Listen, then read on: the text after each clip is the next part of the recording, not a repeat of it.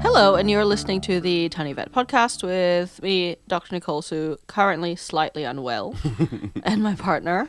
Comedian Jez Watts. Over the last year, I've been pursuing the recording of my first ever comedy special, and it's taken lots of time and more money and huge emotional investment, and it's now in post-production. However, discussions of my ability to generate income outside of comedy are now back on the table in our household, as they were generously postponed in the lead up to getting the special into the editing can. In other news related to income and generosity, you can support this podcast financially for as little as $5 a month at patreon.com/tinyvetpod or tell a friend. Also, I found a new theme song for just me specifically in our apartment, and it goes, yip, yip, yip, yip, yip, yip, yip, yip, up, up, up, up, up, up, get a job, da, da, da, da, da, da, da, da, and so on. Hello, what are we doing? Yeah, in case you were a bit confused by that, he never shuts up. Oh, yes, I'm a very yip, yip, yip, yip, yip, Yeah, all the time. He never shuts up, and we have But at least money. I'm poor, you know? Like, it's... Oh my god. Anyway, the important thing is we got to get this wedding sorted out before you wise up. It's crazy. You've been with me for 12 years. On paper, doesn't make any sense. Also, in reality, it doesn't make any sense. The really funny part is it what funny? Today's topic is. Oh, is broke boyfriends. Tick prevention. Oh, Actually, that's mean. well, because Jez doesn't know the topics beforehand. No, that's It just happened to be the one that all I right. had. Listen, as much as I'm a hardship, I really must stress that I don't literally suck your blood. And I probably owe you a few grand right now, but like I always pay back the debts eventually. Eventually. And that's true. Sometimes it takes a while. If someone could hire me for a corporate, that would also be cool. Pick prevention, huh? Yeah. Just never go to an open mic. So we have something called paralysis ticks here in Australia. Yes. There are I've had a few ticks. Oh, gross. I hate them. Well, I used to be in the army, so you're out in bush and so on. Hate them. Yeah, they're not cool. No. I think I prefer them over leeches. I've had them both. Leeches Leeches are so just gross. Freak me out more. I think ticks are more dangerous, I would guess. Yeah, for sure. Yep. And that's why we're having this conversation. We have paralysis ticks, and as the name suggests, they can cause a neuropathy, so paralysis and paresis, which is weakness as well. Yeah, okay. Due to the tick venom. Maybe I have a tick. Maybe that's why I'm so lack of strong. I can give you the dog medicine for it. Yeah, I mean, it wouldn't be the first dog medicine you've given me. Yeah. Are they like dangerous quickly, or is it just if they go like untreated for ages? Yeah, I mean, it's not like you get bit, not like a snake. You know, I don't where know. you get bitten Yeah. and you die. It takes a bit of time. Yeah, okay. You love snakes? I do you love like snakes. You don't like ticks? I don't like ticks. You love snakes. I do like snakes. Yeah. Yeah. Because you're a freak. Ticks freak me out. Yeah, they You are. and ticks are about the same size, right? That's okay. That was mean. What? Just that you're very small? And ticks are big and fat and bulbous. They're very small. And bulbous. I mean, yeah. Listen, we've got a number of bulbous animals in the house. Also, I'm pretty bulbous at the moment. So they are usually common in the East Coast. Okay. We never used to really have them in Victoria, but they are coming through. Okay. Yeah, because it's a colder climate here. And right, okay. They like a cold climate? They do not like the cold climate. Oh, okay. Yeah, so they're coming down from the warmer states. Oh, I see. Okay. Yeah, and I think South Australia and Western Australia surprisingly doesn't have them. I guess it's a bit dry there. Yeah, I've gotten I don't know, the paralysis Different ticks, type of ticks, Yes, yeah. I've gotten ticks in WA mostly when I've gotten them. Oh, that's gross. I wasn't choosing. Yeah. But as climate change progresses, Yes. We are probably going to get them fairly widespread. Yeah, sure. I mean, that's a myth, though, so that's fine. I'm being ironic. Climate change is very real. Yes. Yeah. And because the consequences of them are so dramatic, paralysis ticks, we recommend prevention even if you are in a low-risk area. Yeah, okay. So in Victoria, I've had this conversation with a lot of clients, pet owners, and it's something that I recommend routinely, even though it is very, very unlikely they're going to get them. Yeah, okay. In this area. One, good to be on anyway, and a lot of the all-in-one parasite prevention products will include tick prevention in them because it's the same. To prevent ticks? If they bite, they like die immediately. Oh, whoa. Yeah. Okay, cool. So, like, the flea tick parasite prevention products, pretty much it just makes the animal toxic for the tick. Pretty much, yeah. Wow, interesting. And the active that prevents ticks also is the active they use to prevent, fleas, lice, all that kind of stuff. Yeah, okay. So it's one where I'm like, well, you might as well. It's already in the thing that does everything else. Yeah, cool. Is it very expensive or? I'll say about $30 a month. That feels pretty cheap. Yeah.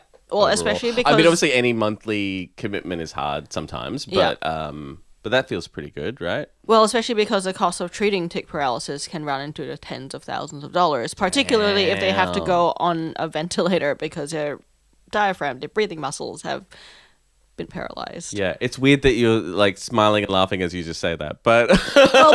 because people go, I don't want to pay for it. I'm like, do you want to pay for the other thing? I mean, I think it's always true in medicine, right? Like it's almost always cheaper to prevent a problem than to treat the problem. Yeah. But I think human beings have a tendency to assume the worst won't happen or to not think about the worst. And so we all just go like, oh, it's $30 for nothing because it won't happen. But it's like, yeah. Yeah.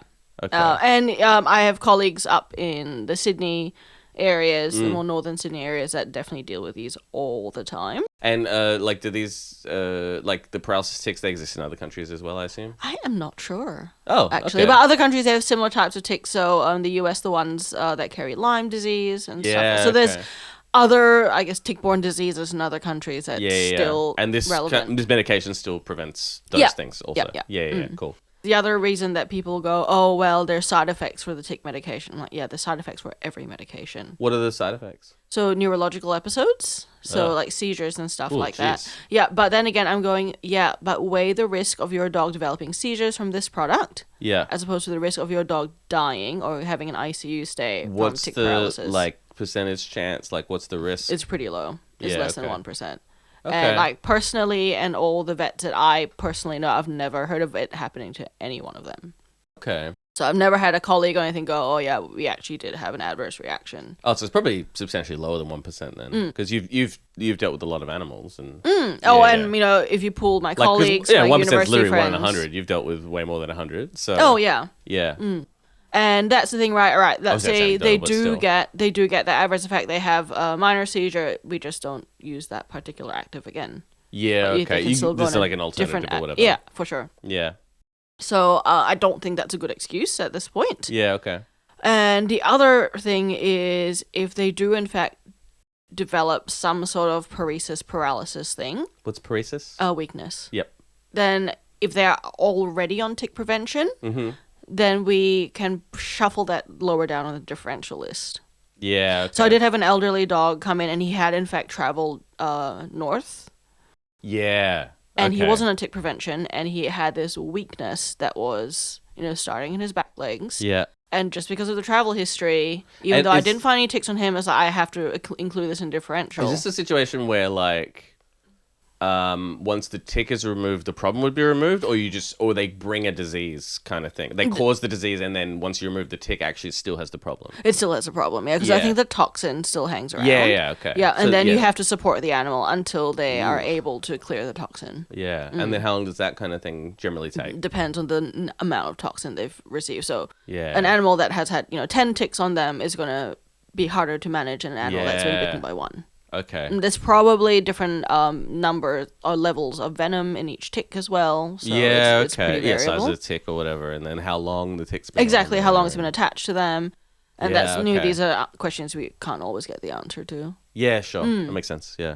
But with that, then, I had to send off for, the tick blood testing panel, and it was very expensive. I think it was like $600 or something like that. But if they go, he's been on tick prevention, I might go, all right, let's send off other things first, and then focus on that later if we're still not getting an answer. Yeah, okay. But just because it hadn't been on tick prevention, I'm going, I have to consider this.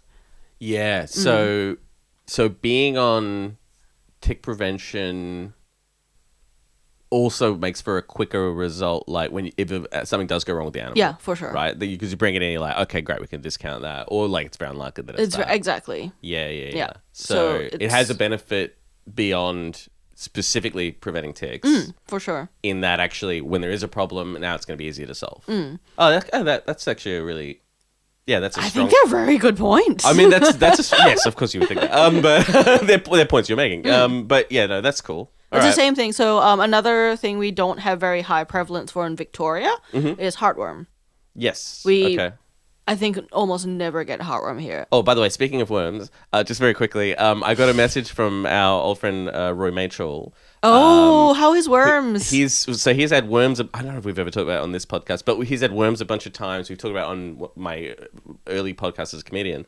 A lot. He's had worms like 20, 30 times. And he's like a tiny man. He's small and he looks very young. He's like, now he's like mid-late 20s. Hello to Rory's cat Winston, by the way, who's very cute. But Rory visited his mother a couple days ago, and she had in her freezer like a treat that has like worm prevention in it for human beings. Yeah, the chocolate. Yes. And we both took it, remember? Yes, yes. And he just opened up the freezer and went, oh, she's prepared if I have worms again. But yeah, so heartworm's not common in Victoria. What about in Australia in general? Yes, it is in like Queensland. It's transmitted by mosquitoes. What about brainworms? That's a US specific? I think so. Yeah, that's the Kennedy Shout out to RFK, who's destroying the healthcare system. Yeah. I'm not sure about preventatives for that, but at this point, may I suggest bullet. Yeah, just aim for the little hole that the brainworm left in his brain. Sorry, go on. So it's the same as heartworm in Victoria. I still strongly recommend / insist that pets are on it, even though the chance of them getting it is so low. How is heartworm transmitted? I assume it's like eating... Mosquitoes. Oh, sorry, you said, mosquitoes. Yeah, okay. So just prevention of everything you may as well kind of thing. Yeah. Whether or not it's like endemic to But also it's a thing, all right, what's the risk of getting the heartworm medication versus the risk of worms in the heart? Yeah, I assume it's bad. It's bad. It's really bad. I say that as a worm in your heart. Risk benefit analysis. Yeah, unless you're marrying a comedian, then please don't run that. The Tiny Vet podcast is independently produced. To support us, go to patreon.com/tinyvetpod. Please like and subscribe. Hug your